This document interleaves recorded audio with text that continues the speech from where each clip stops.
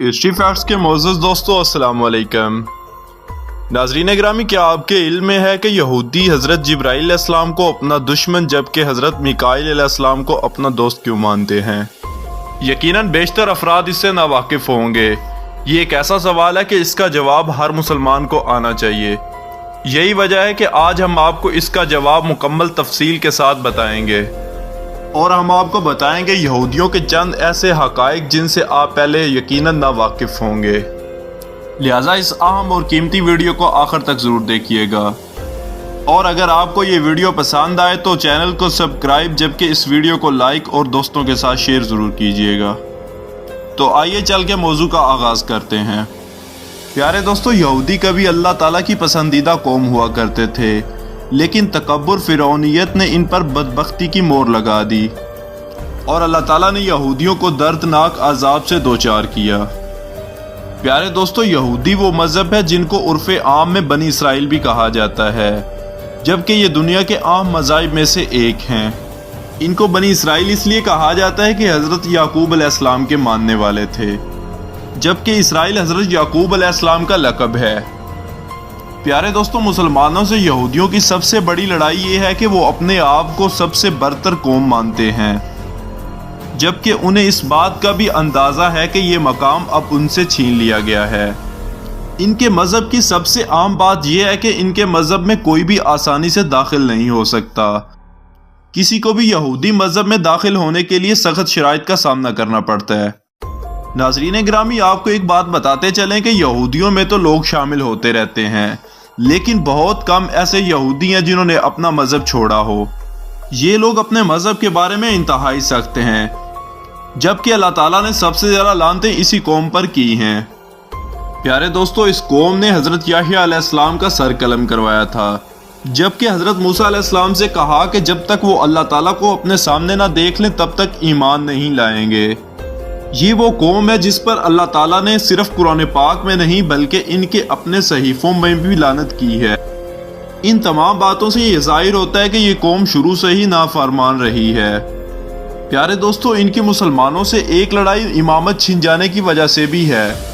کہ یہودیوں سے اللہ تعالیٰ نے امامت چھین کر مسلمانوں کو عطا کی ہے۔ ناظرین گرامی، یہودی حضرت جبرائیل علیہ السلام سے سخت نفرت کرتے ہیں، اور اس کی وجہ یہ ہے کہ حضرت جبرائیل علیہ السلام حضور اکرم صلی اللہ علیہ وسلم کو ان کی سازشوں کے بارے میں بتاتے تھے۔ یہودیوں نے جب حضرت جبرائیل علیہ السلام کو اپنا دشمن کہا تو اللہ تعالیٰ نے قرآن پاک میں ارشاد فرمایا، کہہ دو کہ جو شخص جبرائیل علیہ السلام کا دشمن ہو اس کو غصے میں مر جانا چاہیے۔ اس نے تو یہ کتاب خدا کے حکم سے تمہارے دل پر نازل کی ہے، جو پہلی کتابوں کی تصدیق کرتی ہے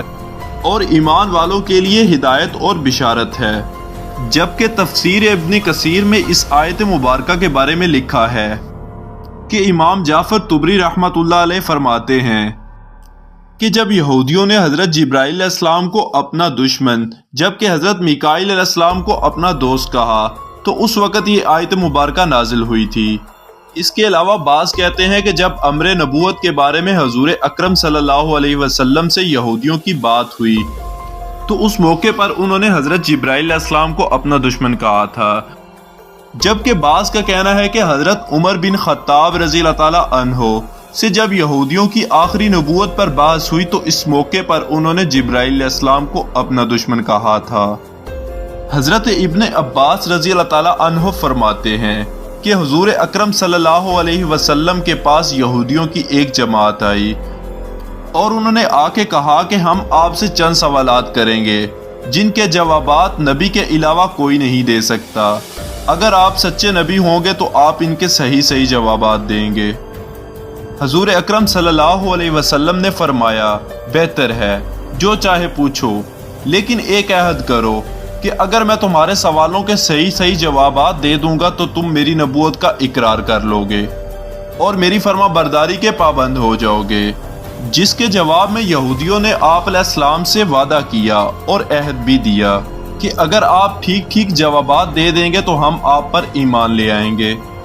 اس کے بعد آپ صلی اللہ علیہ وسلم نے حضرت یعقوب علیہ السلام کی طرح اللہ کی شہادت کے ساتھ ان سے عہد لے کر ان کو سوالات کرنے کی اجازت دے دی۔ ناظرین گرامی، صحیح بخاری میں لکھا ہے کہ جب یہودیوں کو ان کے سارے سوالوں کے ٹھیک ٹھیک جوابات مل گئے تو یہودیوں نے کہا اچھا یہ فرمائیے کہ تورات میں جس نبی کا ذکر ہے اس کی خاص نشانی کیا ہے اور اس کے پاس کون سا فرشتہ وحی لے کر آتا ہے۔ اس پر آپ صلی اللہ علیہ وسلم نے فرمایا کہ اس نبی کی جب آنکھیں سوتی ہیں تو اس کا دل جاگتا ہے، یہ اس کی خاص نشانی ہے۔ اس گفتگو کے بعد آپ صلی اللہ علیہ وسلم نے یہودیوں سے کہا کہ اس رب کی قسم تمہیں جس نے موسیٰ علیہ السلام کو تورات دے کر بھیجی کہ بتاؤ میں نے ٹھیک جواب دیا ہے۔ اس کے بعد یہودیوں کی پوری مجلس نے قسم کھا کر کہا کہ آپ علیہ السلام نے ٹھیک جواب دیا ہے،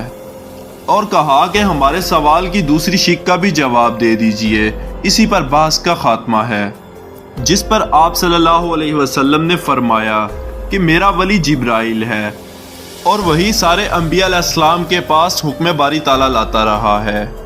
اس پر بھی آپ صلی اللہ علیہ وسلم نے فرمایا کہ قسم کھا کے کہو اور اپنے دل سے کہو کہ میرا یہ بھی جواب ٹھیک ہے۔ جس پر یہودیوں نے قسم کھا کر کہا کہ آپ کا یقیناً یہ جواب بھی ٹھیک ہے، لیکن چونکہ جبرائیل ہمارا دشمن ہے اس لیے نہ تو ہم جبرائیل کی مانیں گے اور نہ ہی آپ کی مانیں گے۔ یہاں پر جبرائیل علیہ السلام کے بارے میں یہودیوں نے یہ بھی کہا کہ وہ خون ریزی لے کر آتا رہتا ہے، اور اس کے ساتھ یہودیوں نے یہ بھی کہا کہ ہاں اگر میکائیل علیہ السلام آپ کے پاس وہی لے کر آتے جو کہ رحمت، بارش اور پیداوار لے کر آتے ہیں تو یقیناً ہم آپ پر ایمان لے آتے، کیونکہ یہودیوں کی کتابوں میں بھی لکھا ہے کہ میکائیل علیہ السلام ان کے دوست ہیں جبکہ جبرائیل علیہ السلام ان کے دشمن۔ ناظرین گرامی، یہودی شاطر اور چالاک قوم ہیں، جبکہ یہودیوں کا ایک بادشاہ الیگزینڈر نامی بھی گزرا ہے اور اس نے بھی مسلمانوں کا بے تحاشا خون بہایا تھا۔ اس کی قتل و غارت کے بارے میں یہودیوں میں مشہور ہے کہ اس نے مسلمانوں کا اتنا خون بہایا ہے کہ وہ گھوڑوں کے سروں تک آ پہنچا تھا، اور اس موقع پر اس یہودی بادشاہ نے کہا کہ کہہ بلاؤ اپنے نبی کو کہ وہ تمہاری مدد کو آئے۔ ناظرین گرامی، اس موقع پر سلطان صلاح الدین ایوبی نے ایک قسم کھائی اور کہا کہ میں اتنا ہی یہودیوں کا خون بہاؤں گا جتنا اس نے مسلمانوں کا بہایا ہے، اور کہا کہ میں الیگزینڈر کی گردن اپنی تلوار کے ساتھ کاٹوں گا۔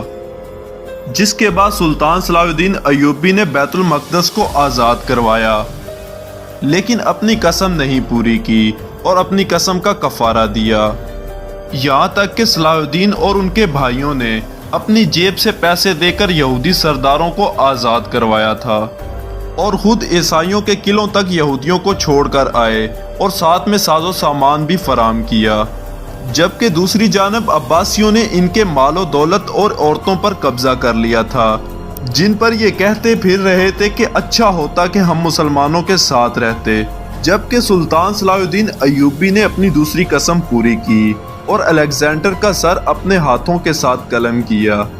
ناظرین گرامی، یہودیوں کا سب سے بڑا مقصد پوری دنیا پر قبضہ کرنا اور اپنے مذہب کو سب پہ لاگو کرنا ہے، اسی لیے یہ فلسطین آ کر آباد ہو گئے تاکہ ان کا کھویا ہوا مقام انہیں واپس مل جائے۔ ناظرین گرامی، انہوں نے امریکہ کو سود پر قرضہ دیا اور عباسیوں سے اپنے ہاتھ ملا لیے، جبکہ اپنی توپوں کا رخ مسلمانوں کی طرف کر دیا ہے، جبکہ موجودہ دور کی سب سے بڑی سیکیورٹی جو کہ سوشل میڈیا ہے، اس پر بھی ان کا مکمل طور پر قبضہ ہے، جس کے ذریعے یہ آئے روز مسلمانوں کے خلاف پروپیگنڈا کرتے رہتے ہیں۔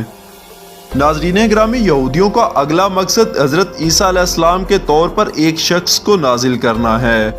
تاکہ حقیقی طور پر جب حضرت عیسیٰ علیہ السلام دنیا پر تشریف لائیں تو مسلمانوں کے ساتھ ان پر کوئی بھی یقین نہ کرے۔ آپ کو بتاتے چلیں کہ کچھ سال پہلے چین پر ایسا ہی ایک فارمولہ اپنایا گیا ہے جس میں آسمان سے پورے شہر کو دیکھا جا سکتا ہے۔ پیارے دوستو، ان تمام سازشوں سے ایک بات تو ظاہر ہوتی ہے کہ یہودیوں کی سب سے بڑی نفرت کی نگاہ اس وقت مسلمان ہیں، اور ان کا مقصد ہے کہ ہر طور پر ان کو تباہ و برباد کیا جائے اور ان کو آپس میں لڑوا کر ان سے فائدہ اٹھایا جائے، جبکہ دوسری جانب مسلمان ہیں جن کا نہ تو کوئی مقصد ہے اور نہ ہی جذبہ، اگر ہے تو وہ صرف اور صرف فرقہ واریت اور اس میں پڑھ کر ایک دوسرے کو کافر کہنا، اور اس مشن میں ایک مدت سے مسلمان ایک دوسرے کی قتل و غارت کر رہے ہیں۔ ناظرین گرامی، آج کی ویڈیو کا اختتام اس دعا اور اس امید کے ساتھ کرتے ہیں کہ اللہ تعالیٰ مسلمانوں کو ہدایت دے اور آپس میں ایک دوسرے کی اہمیت جاننے کی توفیق عطا فرمائے۔ اللہ حافظ۔